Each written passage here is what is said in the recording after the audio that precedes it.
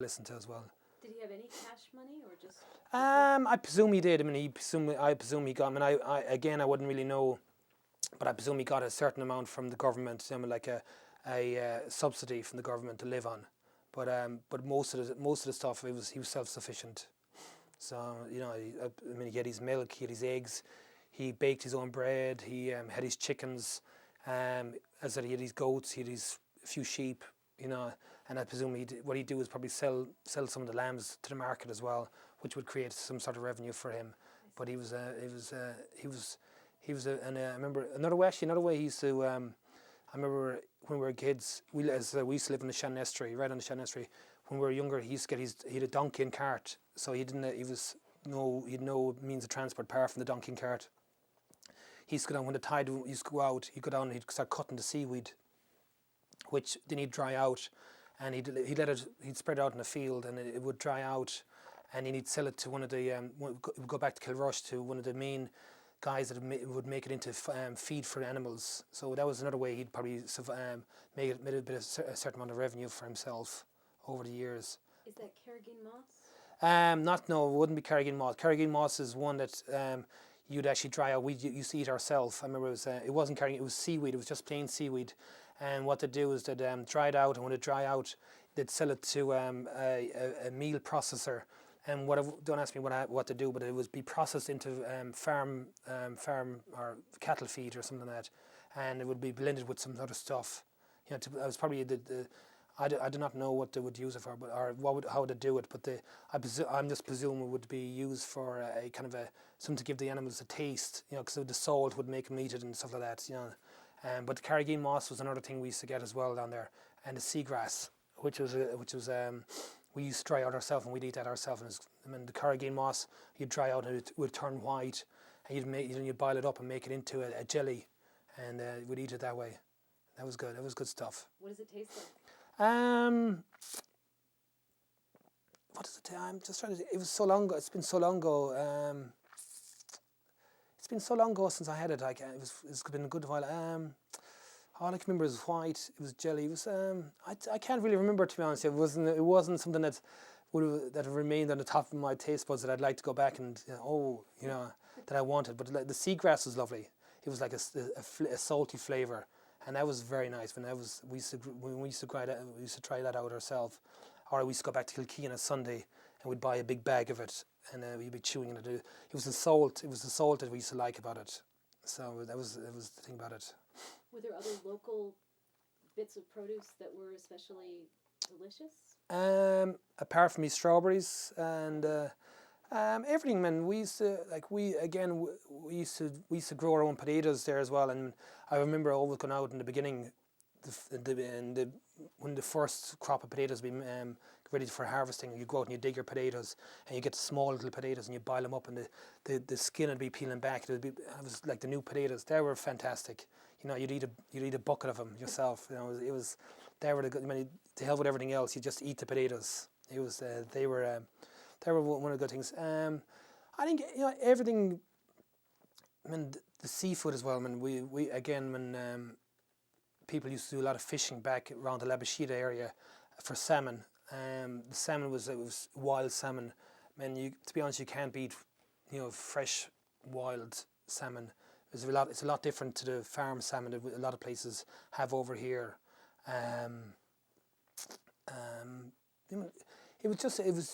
Everything was just different back at home. Like back in the early 80s, late 70s and 60s, or the 70s anyway. But it was all natural grown. There was very little artificial preservatives, nowadays when people are they're putting a lot of these preservatives and their hormones into stuff to make things grow bigger and faster. Right. So even chickens, they tasted a lot. It was a lot more juicier and stuff like that. So it was all homegrown, straight from the farm itself. Like the lamb, I remember the lamb was a lot more succulent than the lamb chops. Oh, nice. So they were very good. But there's nothing wrong with the stuff today as well. So. All right. Sounds like a good time to go on a culinary tour of Ireland with the way you're describing. Yeah, but in food, in Ireland now, again back in the day, back in 20 years ago, everything was boiled. Everything was boiled like your stew. You just piled it into a pot. Everything was boiled up. Nowadays, it's. I mean, Ireland has come on leaps and bounds in the culinary institute and the culinary things. There's more Michelin star restaurants in Ireland. I think there's 5 Michelin star restaurants in Ireland, which is the highest, honour that you can get it for a restaurant is a Michelin star in Ireland. Like a rosette, I think they call them over here. It's so there's 5 of them there in Ireland, so which is one of the highest things. The Irish chefs abroad are actually more renowned for their culinary contributes to the to food now than any before. It was the French, then it was the English, now it's the Irish. I mean, the Irish actually are making their mark in the culinary institution. So That's good. yes, it's very good. So Ireland has been put on the map, and it has come a long way in the last 10 years. In every field, in every way. So. Good. I want to skip ahead to that after. We'll get to that in a little while. While you were growing up, what kinds of sports did you play? Mainly football. And Gaelic football was the main one. But we used to play a little bit of hurling and of soccer as well as in English football. But mainly Gaelic football. I used to play in goals for the local team for under 16 and under 18 and then under 21s. Wow. So. Did you play at the county level or just local level? Just local level. I mean, I think we're more interested in chasing the girls back then than the football. So, but it was just local. I mean, the local towns we used to play against the local parishes around the place. So and then we did pretty well. So you had to have no fear. Just get in there. So it was a tough game. Especially in the goal, huh? Yeah, well, anywhere I mean over. I mean, you had to be physically and mentally fit for playing that, because it was a tough going. I mean, it was 90 minutes of slugging it out there. So. Do you play now? No, not now. 'Cause when I hurt my knee when I was 20, so I got a kick from a horse into it. So ever since then, when the weather changes, my knee kind of locks up a little bit. So, well, it's my excuse. That's why I didn't go into professional. So. Okay, back to school. Where did you go to school? I went to the local. First of all, I started off in the local national school from 5 years to 12. Then I went from there to the local vocational school, the Kildare Vocational School, and I was there for 3 years. And then I went to the Innis Vocational School, and I was there for 2 years. In vocational school, were you studying hotel management? No. It was just you just did your reading, writing, and arithmetic and geography. You had you had maths, English, Irish, French, history, geography, science. They were the main subjects. Okay. 9 or 10 main subjects. And you mentioned Irish. Did you speak Irish at home at all? We used to speak it very little. Unfortunately, where I lived at Kildare, there wasn't a very big Gaelic speaking community. You had to go more further West Clare, more northwest Clare for that, and down around Kerry. And of course Galway, out around Connemara and Mayo. They were the main Gaelic speaking areas. But unfortunately, it wasn't. Even though we spoke it in school and stuff like that, but it wasn't really. Once you left school, you didn't really speak it after that. Okay. How about special events when you were growing up, like your first communion or your confirmation? Were they special?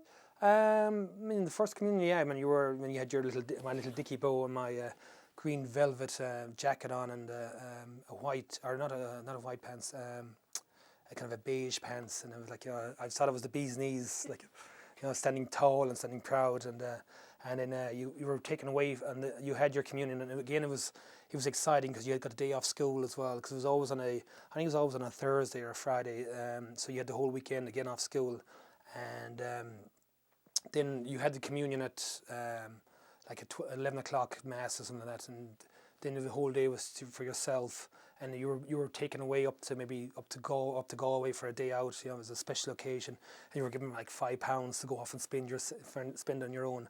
And whoa, £5 was a lot. It was a lot of money back then. So and you were rich. So actually, it was actually more like £1, not £5.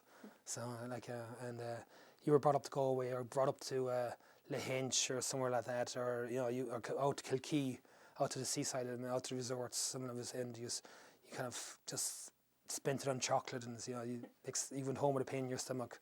So A good day. yeah, and the same with the confirmation as well. That was another special day as well. I mean, where the whole village got involved in the day. Like, I mean, the communion was just solely for. I think there was 3 schools involved in the communion. There was Ballykelly, Labashida, and ourself, Kildare, that was involved in the First Holy Communion, and then for the confirmation, it was there was Ballykelly, Labashida, Cranny, I think, was involved in it as well, and then ourselves, where all our Lissycasey, actually they were involved in Lissycasey as well. They were all, and so all the surrounding areas got together, and they all came down into Kildare, or we went up to Labashida, or over to Labashida or up to Lissycasey to have the confirmation. Every year it was in a different parish, and I think mine was actually in Ballykelly, so I think I had my confirmation in Ballykelly. So back then. Did the bishop come? Yeah, you had the bishop to come out, and he was there, and he gave you all the blessings, and unfortunately my religion side of it is not the best of these days. So I can't remember. Well, it's back then. I can't really remember.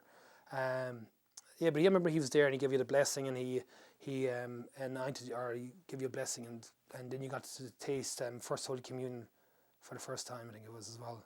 And I remember you making your pledge that you wouldn't drink until you're 18. So that'll be enough of that. So. How about holidays in your house? Were there special holidays? In the beginning, I remember when I was 4, 5, and 6. I remember we used to go to Dublin. I remember we were brought up to Dublin for a couple of days because my aunt lived in Dublin, and I remember going to the zoo and stuff like that, and being brought around to different museums and stuff like that.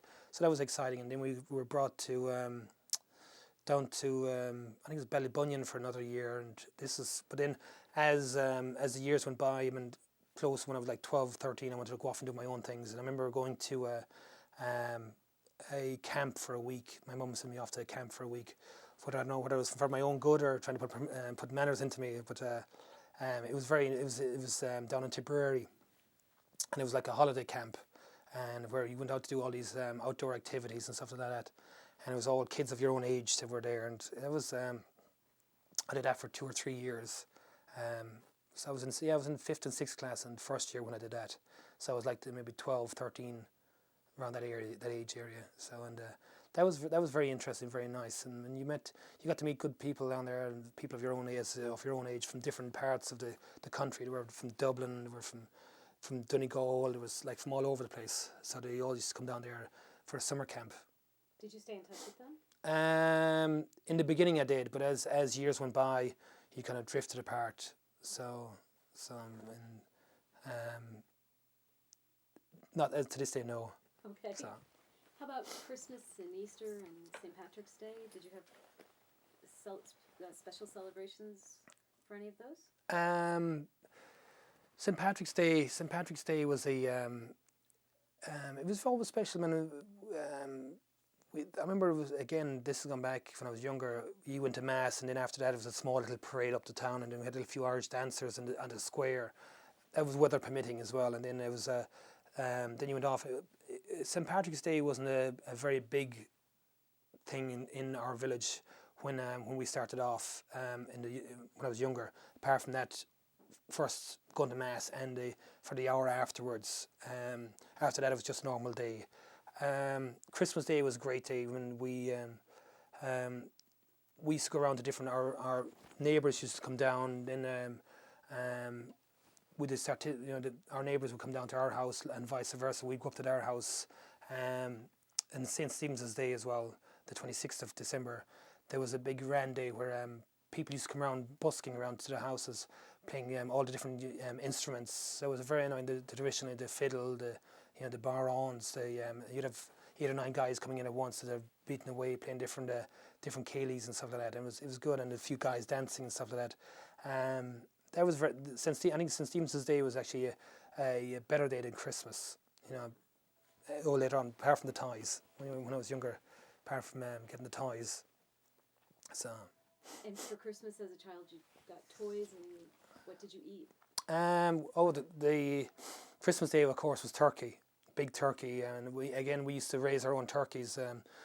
When I was younger, my mum, in order for her to teach me responsibility and give me kind of a goal in life, she gave me some money to buy these little day old turkeys. So in August time, I bought I think like 100 turkeys and 100 chickens, and then it went on to turkeys. But I remember one year I bought 100 turkeys, and I was raising them up, and I'd planned to sell them off for X amount of dollars and whatever. But before I even had the turkeys raised, I had the money spent already, so that kind of thing. But I ended up anyway raising the turkeys. A few of them died, but she was trying to teach me responsibility of because I had to go every morning before I went to school. I had to get up and go up and feed them, and then when I came home, I had to go back and feed them, and also I had to clean them out every second or third day. Make sure they were kept clean. Because if you didn't clean them, or if you didn't feed them, they wouldn't thrive, and they wouldn't be worth anything. So that taught me a lot of responsibility. Even though she wasn't really putting that point across, but it taught me a lot of responsibility. So, but we used to keep 1 or 2 turkeys for ourselves for Christmas. So we had a big turkey, and all our family used to come together. Like a lot of my older brothers and sisters, they had moved away to London and to Dublin and stuff like that. So they used to come home for the Christmas, and it was a very good family thing. Like when there was 10 of us sitting around a table, it was a free for all back then. So survival of the fittest kind of thing. So you had to make sure you got in there. So everybody wanted don't ask me why, but everybody wanted a leg of turkey back then. So, and unfortunately there was only 2 legs, and there was about 5 of us looking for the legs of turkey. So, unfortunately, very rarely I got the leg, because I was at the bottom of the feeding line. So being the second youngest. But it was a good time, and as I said, we used to it was a good time where we all got together and got to speak to each other, and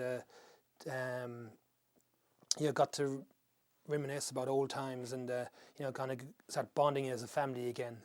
So on Christmas, and then St. Stephen's Day was a good day, when people used to come in, and the Christmas time was a big community. People used to get together for community. They used to forget all their troubles, and it was always a joyful time, like Christmas Day. Like people were always in a happy mode, and and hopefully it's still like that. I haven't been at home for Christmas in 12 years. So I missed the last 12 years. So hopefully it's still like that. Yeah. Now, when you got ready to leave Ireland, what made you decide to go? I think I wanted an adventure. That's one of the things why I left Ireland. I was looking for. I always wanted to see how other people lived, and how other people, I was more curious than anything else to see how other people lived, and I wanted to sample some other cultures. And even prior to leaving home, I didn't really know what road I wanted to go as a career. And as I said, London was the nearest step. It was far enough away, but it wasn't too far away. It was like you were 55 minutes by plane, because we live Shannon Airport was only an hour away from us. It was a 55-minute plane ride to London. So I was close, but I was far enough away. Even though it was good. And I also had a sister living over there, which was a great help. And I went over there, and I tried it. When I went over to London first, I tried few different things, and I found myself I always found, even growing up, as I said, when I watched my mom and looking, seeing what she was doing, I always found myself attracted to the hospitality industry, whether it be through the bar, like with people, and then I started working in a bar over there, and I went into working on a hotel, and then that's where I started going through. They put me through hotel management and the catering, the cooking side of it. And then I spent 7 years in London. Wow. So. Had you been outside of Ireland before you went to London? Prior to London, no. My first time away. So. How were you treated in London? Actually, very well. I mean, I got on very well in London, and some of my in the beginning, I mean, I had a very strong Irish accent when I went over there. I mean, my Irish. One thing I always believe in is not to lose your heritage, and your accent is one of your main things. So I'd like to. I mean, that's one thing I'd hate to lose my accent. But I mean, over the years, my accent has got a little bit softer in order to adapt more to like to people. But I think I'd never like to lose my accent. But when I went over to London first, I had a very, very strong accent, and I speak very, very quickly. And I think a lot of people didn't, first of all, couldn't understand what I was saying, you know. But I slowed down a little bit, and I started pronouncing my words a little bit better and stuff like that, and adapting different words to suit like English words. And overall, I was treated very well over there, and I met some very good friends over there, which I've kept in contact to this day. I mean, I can still phone them up and say, like, I was in London there 2 years ago, and I hadn't seen one of my friends, and I hadn't spoken to him in 3 years. I just phoned him up, and he was like, when he met we hadn't met in a week. Like, you know, it was the same way, just talking about what we were doing, how we were getting on, and stuff like that. And it was went in, and I got treated very, very well in London. I mean, I had very good times there. And I think a lot of the time I spent in London kind of shaped me in the way I am today, you know. What part of London did you live in? West London, Ealing. Oh, okay. Ealing and West Kensington. There were the two parts of London I lived in. So I went to college. I went to Acton College of Higher Education for the cooking, and it was Thames Valley University for the hotel management. And West London, is that the theatrical part of London? No, that's the West End of London. It's like Manhattan, and then like you got the city centre, which is the West End, where all the theatrical, all that is. But I lived out in the west side of London, so which is like 35 minutes by the subway, outside of London, outside of the city centre. Peg just passed me a note, I think you saw, and she said that Kildysart has a drama group. Yeah, they do. Actually, the when I was at home I can't remember when I was at home. It was 2 years ago. I was home during the summer, and they put on a local play in the local community centre, which actually turned out it was very, very good. The local vet was involved, and it's still over there now. Collins, I can't remember his name. The doctor was involved. A lot of the local people that were in the area kind of wrote this play and actually performed it in the local community centre, and it was a huge success. They had it on there for 2 days, 2 nights, and it was packed out the 2 nights. I think there was only standing room. I remember seeing it on a Sunday night, and we had to stand at the back of the door, back of the hall, because it was packed out, and it was excellent. It was one of the best plays I've seen. So. Are you theatrical?